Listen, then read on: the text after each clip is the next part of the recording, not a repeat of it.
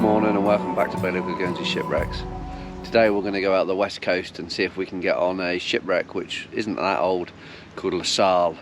So fingers crossed, because the wind's a little bit high, force 3, possibly force 4 from the northeasterly, and down the west coast whenever there's any wind it gets pretty crazy. So sun's just coming up. It's about 6:30 in the morning. So I've got probably a 10-minute drive to get down the west coast to go to Rousse again, and we're going to go out again with Paul Carre on Dreamcatcher, and we'll possibly have Phil and maybe Jen. I'm not quite sure if Jen's coming today. Anyway, I'll see you when we're there.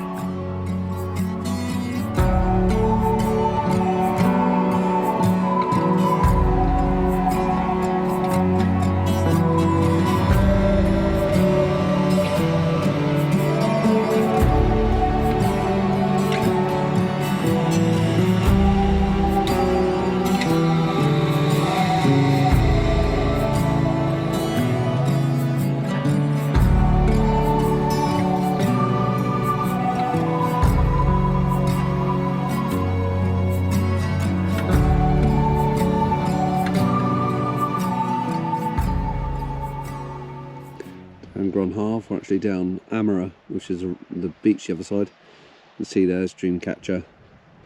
That's what we're going to go out today.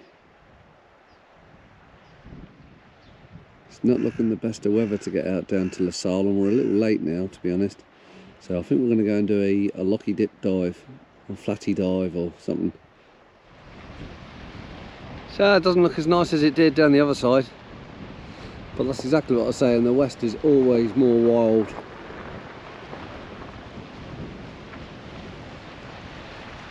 The gear's ready on the pier and the tide's on its way up, so they're going to be able to get right in close.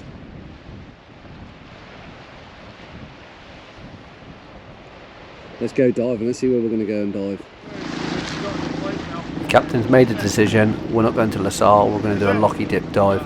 So a locky dip dive is literally just head out and wait until you get to the right depth of water you want to go in and drop over the side, which is going to be very tidal.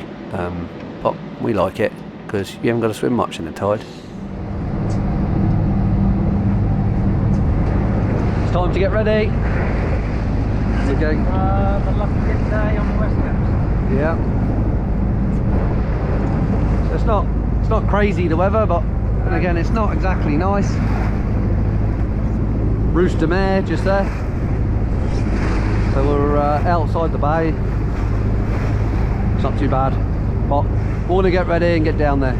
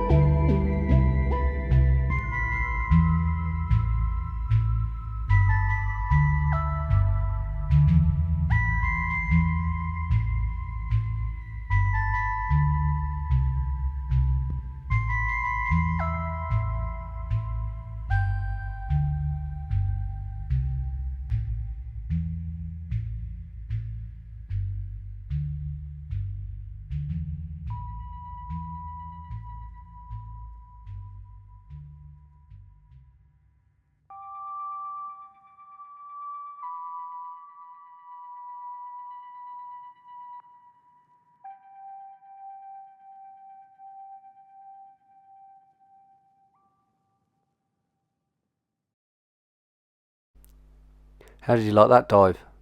That was exciting. There was loads of tide pulling us. You can still see it on our ropes now.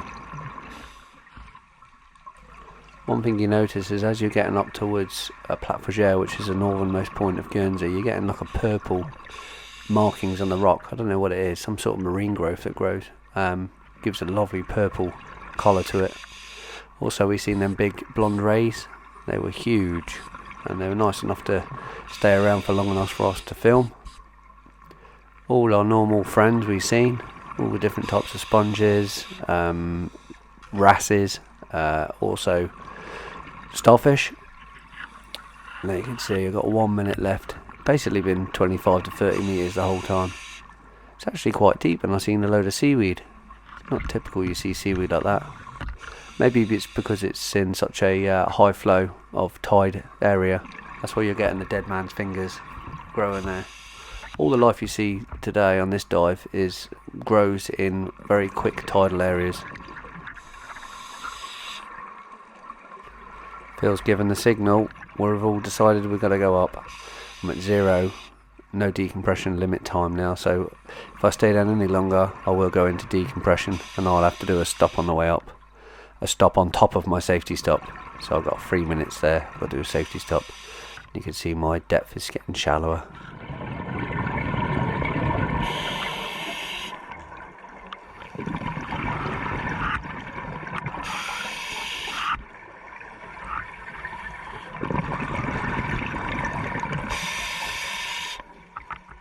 I've gained 5 minutes now, 7 minutes now, because I've come up shallower. So it's saying I can stay in the water for another 7 minutes before I clock up enough clock up enough nitrogen in my blood to have to do decompression. So now we're going to stay under the water a little bit. It's a bit choppy on the surface. Just waiting to do our safety stop. Decided that Jen will get out the water first on the boat.